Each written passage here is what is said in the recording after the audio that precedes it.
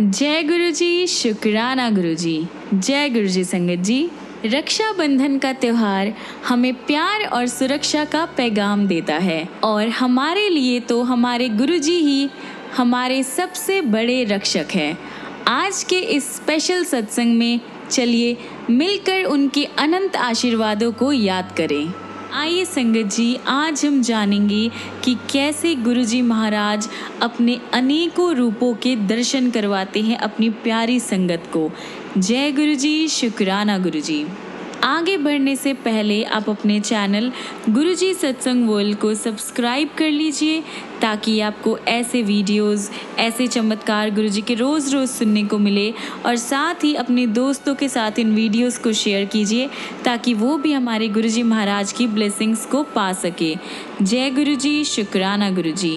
और हाँ संगत जी, आप में से कोई भी संगत अपना सत्संग हमारे साथ शेयर करना चाहते हो या अपने दोस्तों के साथ शेयर करना चाहते हो तो नीचे दिए गए ईमेल आईडी या फिर व्हाट्सएप नंबर पर आप हमें मैसेज कर सकते हैं। आपके सत्संग भी बहुत जल्द ही शेयर किए जाएंगे। जय गुरुजी, शुक्राना गुरुजी। आज हम सुनेंगे नरेंद्र ढंड अंकल का सत्संग जो कि अहमदाबाद के रहने वाले हैं। श्रद्धालु की निजी नियति में गुरुजी का हस्तक्षेप, जहाँ पर वह भक्त को उन विपदाओं से बचाते हैं जिनका उसे ज्ञान नहीं हो और ये करने के लिए उसके कर्मों का निवारण समझना सरल नहीं है। साथ ही उसके बुरे कर्मों को समाप्त करने में सर्वशक्तिशाली के कृत्य, जीवन और मृत्यु पर उनका अधिकार सिद्ध करते हैं। नरेंद्र ढंड अब अहमदाबाद स्थित जनरल इलेक्ट्रिक में काम करते हैं। उनकी पत्नी के शरीर में एक शक्तिशाली दुष्ट आत्मा ने प्रवेश कर लिया था। उनकी मां पटियाला में नए साल के अवसर पर गुरुजी से मिली और उनका एक चित्र लेकर घर आई। परिवार ने पंचकुला में गुरुजी से भेंट करनी चाही, लेकिन ये संभव नहीं हो सका। वह मनसा देवी चले गए। महिलाओं का सरलता से हर बात पर विश्वास करने के लिए नरेंद्र ने उन पर व्यंग कसा कि हर ईंट के पीछे 2 गुरु मिल जाएंगे। फाइनली फैमिली को चंडीगढ़ में शिवरात्रि के अवसर पर गुरु दर्शन के सौभाग्य प्राप्त हुए। नरेंद्र ने अनेक सत्संग सुने और गुरुजी को ये भी कहते हुए सुना कि जो भी श्रद्धा से आया है वह उसके घर अवश्य जाएंगे। अगले दिन सुबह 4:30 बजे ये शब्द सत्य सिद्ध हुए जब उनके शयन कक्ष का यानी बेडरूम का गेट खुला और नरेंद्र ने गुरुजी की छाया देखी। गुरुजी ने घर पर अपने आने के प्रमाण भी छोड़े। घर की सफाई करते टाइम कपल को कुछ सोने के बहुत ही महीन तार मिली। उनको ये पता नहीं था कि ये क्या है, लेकिन अगले 20 दिन तक घर में वह उन्हें उठाते रहे। ये वही तार थे जो गुरुजी के वस्त्रों में सजे हुए बेल बूटों में लगते थे। नरेंद्र ने गुरुजी से मिलने का निश्चय किया और एक सैटरडे को उनसे मिलने चंडीगढ़ गए। उन्होंने गुरुजी से अपनी वाइफ की समस्या का जिक्र किया तो गुरुजी ने कहा कि उन्हें आशीर्वाद मिल गया है। नरेंद्र निराश हो गए। वह सोच रहे थे कि गुरुजी ने उनसे उनकी समस्या के बारे में क्यों नहीं पूछा या उनसे और अधिक बात क्यों नहीं करी। उस टाइम तक वह गुरुजी द्वारा उच्चारित शब्दों की पूरी शक्ति से अनजान थे। उनके कथन सत्य वचन हैं, भले ही कितने भी अनौपचारिक रूप से किसी की समस्या का निवारण करने के लिए कहे गए हो। नरेंद्र फिर गुरुजी के जन्म स्थान डुगरी गांव गए। वहां से वह यादगार के लिए गुरुजी के घर से एक ईंट ले आए। उस ईंट को धोकर उन्होंने अपने घर में पूजा स्थान पर रख दिया। उसी रात को उन्हें एक ड्रीम आया। उन्होंने देखा कि वह नारी आत्मा जो उनकी वाइफ के शरीर में थी, उसने अब उनके शरीर में प्रवेश कर लिया। उनके मुख से वह बोली कि उसे कभी भी वश में नहीं किया जा सकता था, लेकिन घर में रखी हुई वह ईंट इतनी शक्तिशाली है कि अब वह यहाँ पर और एक पल भी नहीं रह सकती है और वह इसी टाइम ये घर छोड़कर जा रही है। परिवार की समस्या हल हो गई थी। गुरुजी के घर से लाई हुई उस ईंट के कारण वह एक ईंट नरेंद्र के उस परिहास यानी कि हर ईंट के पीछे 2 गुरु मिल जाते हैं, उसका मुंह तोड़ जवाब भी था। काफ़ी ज़्यादा कोशिश करने पर भी अगले दिन नरेंद्र को वह पूरा ड्रीम नहीं याद था, लेकिन गुरुजी ने उनके मन की सभी शंकाएं ये कहकर दूर कर दी कि उन्हें एक ईंट के माध्यम से कृपा हुई थी। फिर गुरुजी ने हमेशा की तरह थोड़े से वाक्यों में गुरु की प्रकृति का रहस्योद्घाटन ये कहकर किया, गुरु को कुछ भी बताने की ज़रूरत नहीं है, गुरु को इस स्तर तक मत गिराओ, गुरु को तुम्हारी समस्या का आभास है और वह उसका हल निकाल लेंगे। बार बार गुरुजी के ये शब्द सत्य सिद्ध हुए हैं।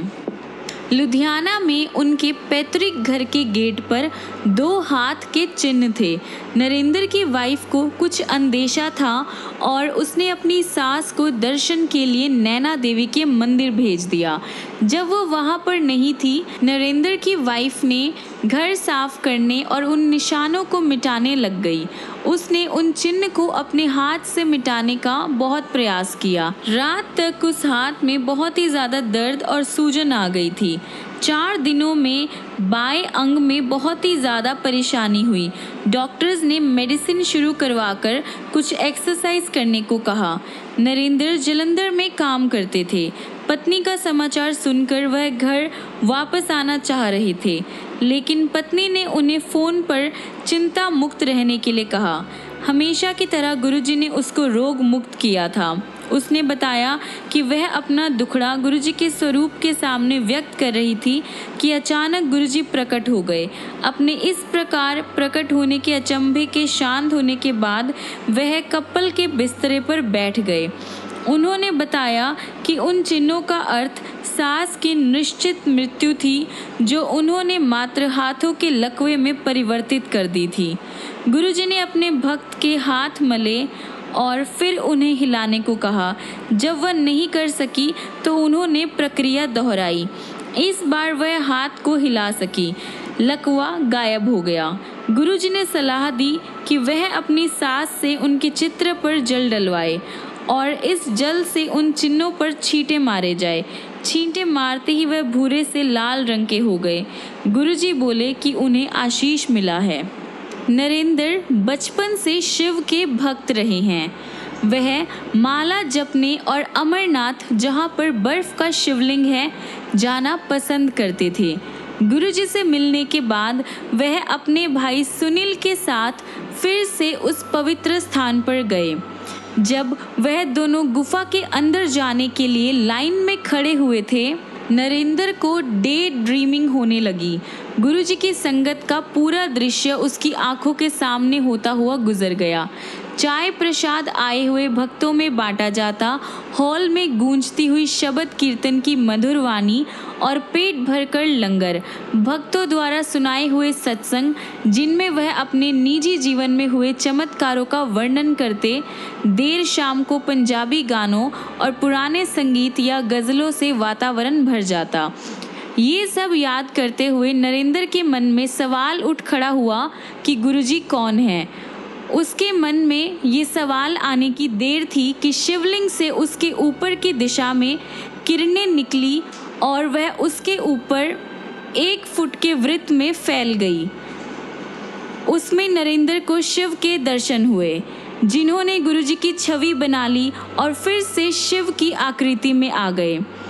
नरेंद्र के कान में एक ध्वनि गूंजी, मैं शिव हूँ, मैं सब कुछ हूँ।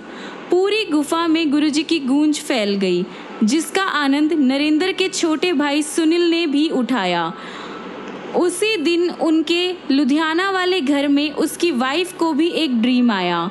उसने गुरुजी को हाथ में त्रिशूल लिए नंदी पर बैठे हुए देखा। केवल 3 महीने तक गुरुजी के पास जाने के बाद सर्वकर्ता गुरुजी ने भक्त को अपने वास्तविक रूप से परिचित करा दिया था, शिव। गुरुजी ने एक अन्य अवसर पर अपना परिचय दिया। नरेंद्र परिवार के साथ समराला के पास शिवलिंग के दर्शन करने गए थे।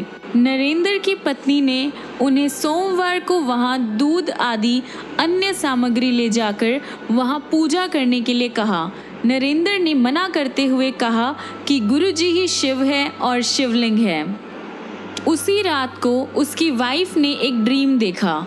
वह एम्पायर स्टेट में गुरुजी के सामने बैठी है। उसने गुरुजी को एक पत्र दिया। वह एकदम उठे और अंदर चले गए और अपना एक चित्र लेकर आए। वह चित्र बहुत ही सुंदर था, लेकिन उस पर से गुरुजी एकदम गायब हो गए और उस पर ओम की आकृति दृष्टिगोचर हुई। फिर उसमें से एक शिवलिंग निकला। उसने गुरुजी से इस बारे में सवाल किया तो गुरुजी ने चित्र को फिर से देखने के लिए कहा। उसने देखा कि शिवलिंग में गुरुजी विराजमान हैं। उसे अभी भी सब कुछ क्लियर नहीं था। अतः जब उसने गुरुजी से फिर से सवाल किया तो वह बोले कि उनके पास आने के बाद उसे कहीं जाने की ज़रूरत नहीं है। गुरुजी ने उसे बताया कि उनके सामने आने के बाद अन्यथा कहीं नहीं जाना चाहिए, क्योंकि वही रब है। एक बार गुरुजी लेटकर पाठ कर रहे थे और सारे भक्त उनको घेर कर उनकी सेवा में लग्न थे। एक भक्त जो उनके कमल चरण बहुत देर से दबा रहा था थक गया और उसने अपना काम नरेंद्र को सौंप दिया। नरेंद्र खुश होकर गुरुजी के पैर दबाने लगे। उन्होंने गुरुजी के पैरों को हाथ ही लगाया था कि उन्हें अपना परिचय देने के लिए कहा गया।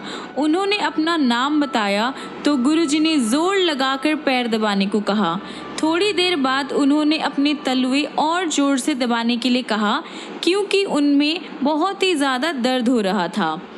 10 मिनट के बाद सद्गुरु ने फिर से नरेंद्र को अपनी पूरी शक्ति लगाकर तलवे दबाने को कहा। उन्होंने वैसा ही किया। गुरुजी के पैर के अंगूठे से अमृत प्रवाह होने लगा, जैसे गाय दूध देती है।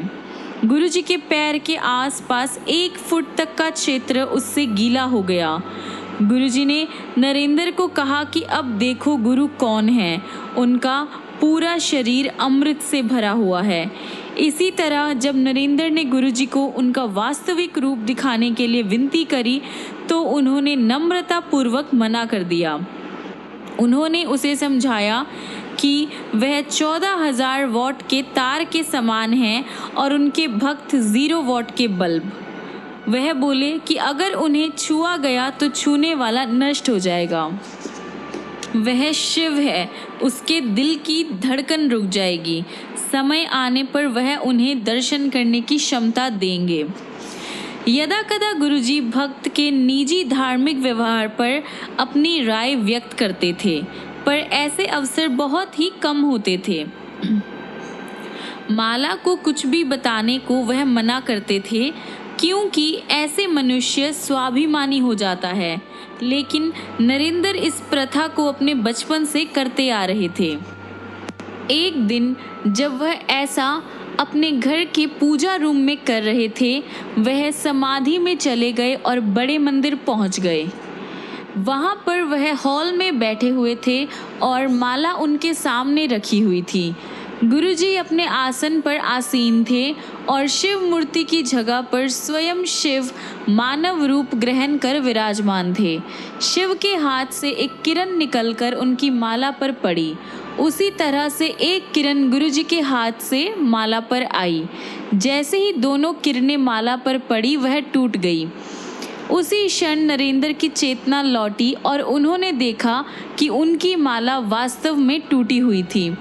उस दिन से नरेंद्र ने माला को कुछ भी बताना बंद कर दिया है। वह अब गुरुजी की बातों पर विश्वास करते हैं कि प्रार्थना कभी भी करी जा सकती है। प्रभु को याद करने के लिए न ही कोई माला, न ही कोई उपयुक्त टाइम चाहिए। ईश्वर को खाते पीते, घूमते, भोजन बनाते हुए, लेटे हुए या कोई भी काम करते हुए कभी भी याद कर सकते हैं और उसको धन्यवाद दे सकते हैं। यथार्थ में समाधि की सफलता भक्त और ईश्वर के संबंध का प्रत्यक्ष प्रमाण है। यदि उन दोनों का संबंध अटल और अटूट है तो वह कभी भी, कहीं भी, किसी भी अवस्था या किसी भी वातावरण में तुरंत स्थापित हो जाएगा। भले ही उस टाइम कानों को चुभने वाला संगीत गूंज रहा हो या और कुछ भी हो रहा हो। एक अवसर पर गुरुजी ने नरेंद्र और उनकी फैमिली को कुछ दिन के लिए बड़े मंदिर में रहने के लिए कहा। वहां रहते हुए एक दिन नरेंद्र और एक और संगत हॉल में रखी हुई शिव प्रतिमा को साफ कर रहे थे। अचानक नरेंद्र ने उस मूर्ति के चरणों से अमृत निकलता हुआ देखा। उन्होंने उसे कपड़े से साफ किया, पर वो स्थान फिर से गीला हो गया। नरेंद्र के साथ जो और संगत थी, उन्होंने कहा कि ऐसा संभव नहीं है। उन्होंने कहा कि नरेंद्र ने उस स्थान पर ब्रासो नहीं लगाया होगा। जब उन्होंने खुद से उसे साफ करने का प्रयास किया तो फिर से वहीं पर अमृत प्रवाह हुआ। ये देखकर वो भी अचरज में पड़ गए। नरेंद्र पहली बार बड़े मंदिर में दिसंबर 1998 में गए थे। गुरुजी ने स्वयं उन्हें और अन्य संगत को उसका भ्रमण करा के दर्शन कराए। अचानक समूह ने देखा कि आधा लिंग गीला है और वह सोच रहे थे कि ये कैसे संभव है। उनके ऐसा सोचते ही गुरुजी तुरंत बोले कि उस पर अमृत वृष्टि हो रही है। उन्होंने भविष्यवाणी करी कि एक दिन गंगा नदी स्वयं आकर इस लिंग को दुग्न स्नान कराएगी। ये लिंग भारत के 12 ज्योतिर्लिंगों से भी प्रमुख होगा और जिनकी अभिलाषाएं कहीं और पूरी नहीं हो सकेगी, वो यहाँ होगी। गुरुजी के इस कथन के एक वीक बाद एक और संगत श्री सिंगला ने ड्रीम देखा कि गंगा इस लिंग को अपने जल से स्नान करा रही है। 2006 में नरेंद्र का परिवार मथुरा कृष्ण भक्तों के पावन स्थल पर तीर्थ यात्रा के लिए जाना चाह रहा था, लेकिन बहुत प्रयास करने पर भी उनकी योजनाएं जो थी वो सफल नहीं हो पा रही थी। अप्रैल 2006 तक ऐसा ही चलता रहा। इसी टाइम परिवार बैसाखी के अवसर पर बड़े मंदिर में आया। गुरुजी ने नरेंद्र की वाइफ को ड्रीम में दर्शन दिए और उसको अपने चरण कमल दबाने के लिए कहा। उनके पैर दबाते हुए सद्गुरु के चरणों में से एक कृष्ण की मूर्ति प्रकट हुई। उन्होंने उसे वह उनके पेट पर रखने के लिए कहा। जब उसने ऐसा किया तो वह पेट के अंदर जाकर अंतर्ध्यान हो गई। फिर गुरुजी अपने कक्ष में गए और नरेंद्र की पत्नी ने देखा कि वह एक मंदिर में परिवर्तित हो गया है। वहाँ पर राधा कृष्ण का एक बहुत ही विशाल चित्र था। वह भक्त जो वृंदावन जाकर कृष्ण की प्रतिमा देखना चाह रही थी, उसने ये देखकर गुरुजी से स्पष्टीकरण मांगा। गुरुजी ने इस सवाल में जवाब दिया कि क्या उसे दर्शन हुए? वृंदावन जाने की कोई ज़रूरत नहीं है, सब कुछ इधर ही है। जून 2002 में गुरुजी की संगत के साथ नैनीताल जाने की योजना बन रही थी। नरेंद्र की वाइफ सोच रही थी कि गुरुजी उनको साथ चलने के लिए कहेंगे या नहीं। नरेंद्र ने कहा कि न तो वह उनके पुराने संगत हैं और न ही धनवान हैं, तो गुरुजी उनको पॉसिबली आने के लिए न कहे। शीघ्र ही पता लगने वाला था कि उनका सोचना कितना गलत था। गुरुजी की संगत में कोई भेदभाव नहीं होता और उन जैसे तेजस्वी विभूति के समक्ष सब एक है, सब बराबर है। वह दाता है और शेष सब। कोई भी लौकिक प्रतिष्ठा होते हुए मात्र भिक्षु है। 2 दिन में ही गुरुजी ने नरेंद्र को दिल्ली बुलाया।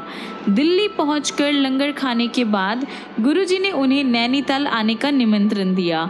जब नरेंद्र घर वापस पहुंचे तो उन्होंने अपनी पत्नी से कहा कि गुरुजी ने केवल औपचारिकता के लिए उन्हें आमंत्रित किया होगा, पर जाने से 3 दिन पहले गुरुजी ने उन्हें फिर से बुलाया और साथ में उन्हीं वस्त्र भी लाने के लिए कहा। गुरुजी ने नरेंद्र के सामने उसका भ्रम जो था वो सारे भ्रम दूर कर दिए थे। नरेंद्र कहते हैं कि उनको आपके जीवन के बारे में सब ज्ञान है, आप क्या करते हैं और क्या सोचते हैं। नैनीताल में गुरुजी ने नरेंद्र को डिप्लोमा अथवा डिग्री में स्टडीज़ करने के लिए कहा। नरेंद्र ने कहा कि 1 दशक के बाद ये करना अब बहुत मुश्किल होगा, लेकिन गुरुजी सबको अपना आश्रय प्रदान करते हैं। उन्हें किसी भी भक्त से उनके पास्ट से कोई लेना देना नहीं होता। उन्हें पावन पवित्र विचारों की भी कोई ज़रूरत नहीं होती। ईमानदारी से किया हुआ समर्पण ही बहुत है। सद्गुरु सदाचारी और दुराचारी, अच्छे और बुरे, धनवान और निर्धन में कोई भेदभाव नहीं करते। उनकी छत्र छाया में परिवार, मित्र, संबंधी आदि सब एक तरह के होते और वो सब पे कृपा बनाए रखते हैं। पर सद्गुरु के साथ एकाकार होने के लिए स्वाभिमान को समाप्त कर उनको समर्पण करना ज़रूरी है। फिर गुरुजी अपने भक्त के जीवन पथ को ही सहज कर देते हैं और उसके बुरे कर्मों को जैसा उन्हें उचित लगे निष्फल कर देते हैं। नरेंद्र के भाई सुनील शिव के परम भक्त है और दोनों भाई अमरनाथ यात्रा एक साथ कर चुके हैं। 2005 के जून महीने में सुनील फिर से अमरनाथ यात्रा पर गए थे। एक जगह पर लैंडस्लाइड हो रहा था और ऊपर पहाड़ों से बड़े बड़े पत्थर गिरते आ रहे थे। बस एक गहरी खाई के किनारे में रुकी हुई थी। सुनील ने गुरुजी को याद किया, उनका चित्र निकालकर उसके ऊपर जल डाला और उस जल को उस दिशा में छिड़क दिया जिधर से पत्थर गिर रहे थे। लैंडस्लाइड बंद हो गया और सारे ट्रैवलर्स को न्यू लाइफ मिली। उसके बाद जब सुनील गुरुजी के दर्शन के लिए दिल्ली गए तो गुरुजी ने उन्हें संगत को ये नया एक्सपीरियंस सुनाने को कहा। उनके जीवन की रक्षा करने के लिए गुरुजी ने अन्य अनेक यात्रियों को भी जीवन दान दिया। ये पहला अवसर नहीं था जब गुरुजी ने सुनील को जीवन दान दिया था। ईयर 2000 में सुनील के अपेंडिक्स की सर्जरी हुई थी, पर उसके बाद सुनील को वॉशरूम में प्रॉब्लम हो रही थी और ये बहुत ही गंभीर था। इससे संबंधित जो उसको पेन हो रहा था पेट में, एब्डोमेन में, वो उससे सहा नहीं जा रहा था। डॉक्टर्स के अकॉर्डिंग उसकी इस कठिनाई का जो मूल था उनकी मानसिकता थी और उन्होंने वैलियम गोलियां खाने को कहा, लेकिन इस कंडीशन में कोई भी सुधार नहीं आया। जब सुनील चंडीगढ़ में गुरुजी के पास गए तो उन्होंने 17 ग्लास चाय पिलाई और 2 लंगर करवाए। जैसे ही सुनील जाने को तत्पर हुए, गुरुजी ने उन्हें एक चाय और पीने को कहा। सुनील पहले ही इतना तरल लेने के पश्चात और लेने की कंडीशन में नहीं थे, अतः गुरुजी ने वह चाय अपने सामने ही पीने के लिए कहा। वह बोले कि अब सब ठीक हो जाएगा। बाहर जाते ही सुनील ने वॉशरूम किया कोई 10 मिनट तक। उस दिन से उन्हें वो प्रॉब्लम फिर से नहीं हुई। गुरुजी द्वारा अभिमंत्रित चाय ने वो किया जो डॉक्टर्स की मेडिसिन नहीं कर पाई थी। 1997 में एक संबंधी की बेटी मधु अस्वस्थ हो गई। उसे कुछ स्नायु संबंधित प्रॉब्लम हो गई थी और उसको पेट में भी बहुत ज़्यादा पेन था। वह गुरुजी की संगत थी और ट्रीटमेंट के लिए जाने से पहले उसने गुरुजी के दर्शन करने चाहे। उसे चंडीगढ़ लाया गया और बाहर एक खिड़की के पास बिठाया जहां से वह गुरुजी को देख सके। मधु ने रोते हुए प्रसाद के लिए प्रार्थना करी। गुरुजी ने उसकी आस्था की परीक्षा लेने के लिए उसको सबसे एंड में प्रसाद दिया। उन्होंने उसको पटियाला के राजेंद्र हॉस्पिटल में एडमिट करवाने को कहा। 2 वीक वहां रहकर उसकी कंडीशन में सुधार हुए। हॉस्पिटल से निकलकर वह फिर से गुरुजी के दर्शन के लिए आई।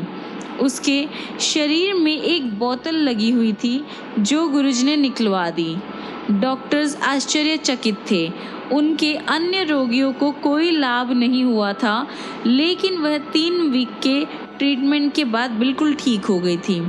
सद्गुरु के दर्शन ने फिर से दिव्य चिकित्सा का काम किया था। गुरुजी की महिमा एक अन्य संबंधी पर भी हुई। जब गुरुजी चंडीगढ़ में रहते थे, लंगर मलेरकोटला से आता था। कुछ परिवारों को लंगर बनाने का काम दिया गया था। नरेंद्र की मामी गुरुजी के पास कुछ चपातियाँ बनाकर भेजना चाहती थी। इस मनोरथ को व्यक्त करने के लिए अगले दिन ही एक भिखारी उनके घर आया और उसने भोजन मांगा। लेकिन उन्होंने मना कर दिया। भिखारी ने कहा कि पिछली रात तो वह लंगर की बात कर रही थी, पर अब चाय भी नहीं दे सकती है। उनको इसका तात्पर्य फिर भी समझ नहीं आया, पर वह उसके लिए चाय और 2 लड्डू ले आई। भिखारी ने उनसे कुछ भी मांगने के लिए कहा। उसके इस कथन को भी समझ पाने में असमर्थ वह बोली कि उनके पास गुरुजी का दिया हुआ सब कुछ है। भिखारी ने तुरंत कल्याण होगा कहा। मामी जी भिखारी को शांति से खाने देने के लिए छोड़कर घर के अंदर चली गई। थोड़ी देर बाद उन्होंने देखा कि वह भिखारी चला गया था और ग्लास वहीं पर रखा हुआ था।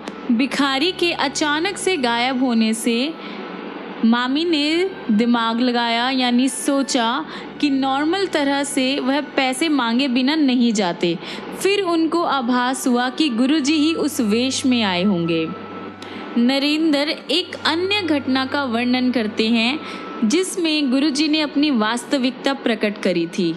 एक ड्रीम में नरेंद्र को एक हॉल में ले जाया जाता है।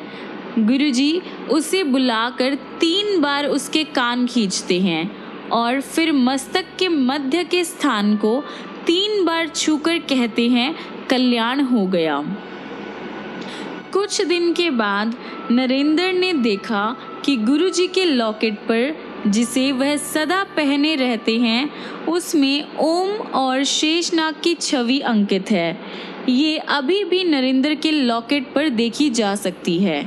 नरेंद्र ने इसका जिक्र गुरुजी से किया तो वह बोले कि केवल भगवान ये कर सकते हैं। कोई और अपने को ईश्वर कह सकता है? वो ही परमात्मा है और यथार्थ में विधाता वही है। उनका रूप रहस्यात्मक और आश्चर्यजनक है। नरेंद्र उनसे उनकी जूतियां प्राप्त करने की घटना का जिक्र करते हुए कहते हैं कि वह 3 आकार की है, 6, 7 और 8, और गुरुजी उन तीनों को पहना करते थे। कई अन्य संगत ने भी गुरुजी के अलग अलग रूपों को देखा है।